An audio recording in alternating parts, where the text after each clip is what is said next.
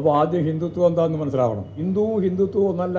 Hindutva agenda കൈകാര്യം ചെയ്യുന്ന വർഗീയതയെയാണ് നമ്മൾ കൃത്യമായിട്ട് തിരിച്ചറിയേണ്ടത്. വിശ്വാസിയാണോ അവിശ്വാസിയാണോ? വിശ്വാസിയാ? അത് പറയാൻ അങ്ങോട്ട് സമ്മതിക്കാനൊരു പ്രയാസമാണ്. ഒരു വിശ്വാസി ആരല്ല, വർഗീയവാദിയല്ല. വർഗീയവാദിക്ക് എന്തില്ല? വിശ്വാസമില്ല.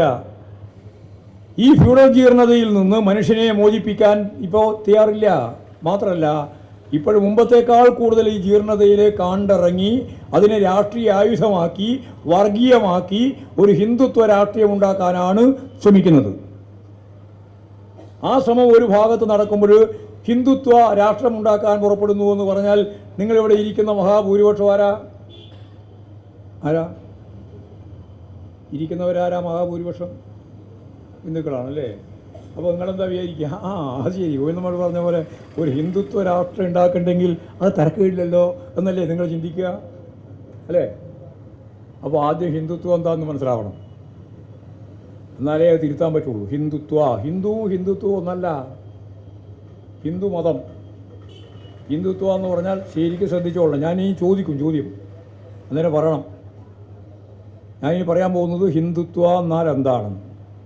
ഹിന്ദുത്വം എന്ന് പറഞ്ഞാൽ മതമല്ല എന്നാദ്യം പറഞ്ഞല്ലോ. മതമല്ല, ഹിന്ദുവല്ല. ഹിന്ദു മതത്തിൽ നാലാൾ ബൈഹാർട്ട് പഠിക്കുന്ന പോലെ പഠിച്ചോളണം.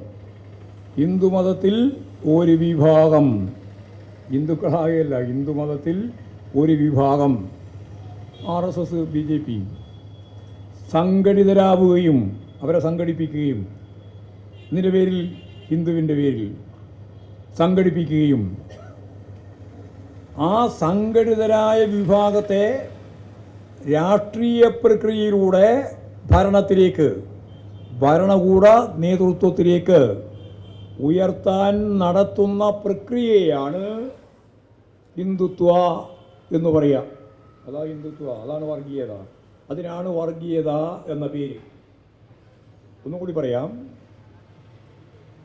മതവിഭാഗം ഹിന്ദു, ആ മതം മുഴുവനല്ല, മതത്തിലൊരു വിഭാഗം സംഘടിതരാവുകയും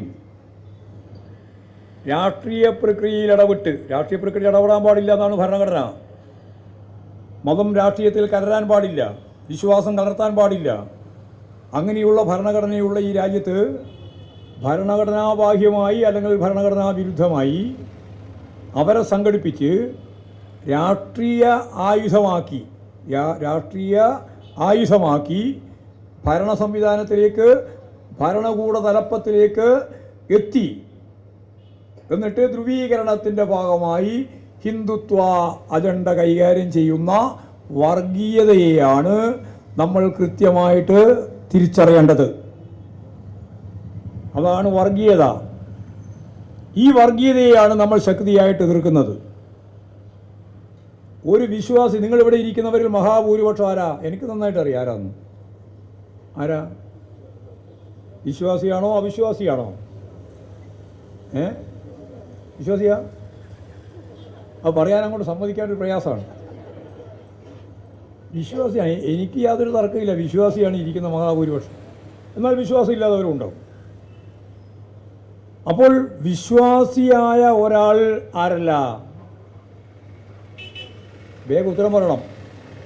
വിശ്വാസിയായ ഒരാൾ ആരല്ല? വർഗീയവാദിയല്ല. പിന്നെന്താ മറന്നു പോകുന്നു? ഒരു വിശ്വാസി ആരല്ല? വർഗീയവാദിയല്ല. വർഗീയവാദിക്ക് എന്തില്ല? വിശ്വാസമില്ല. വർഗീയവാദി ചെയ്യുന്നത് വിശ്വാസം ഒരു ഉപകരണമായി രാഷ്ട്രീയ പ്രക്രിയയിൽ ഇടപെടാൻ ഉപയോഗിക്കുകയാണ്. ഇതാദ്യം ബോധ്യം പോകണം.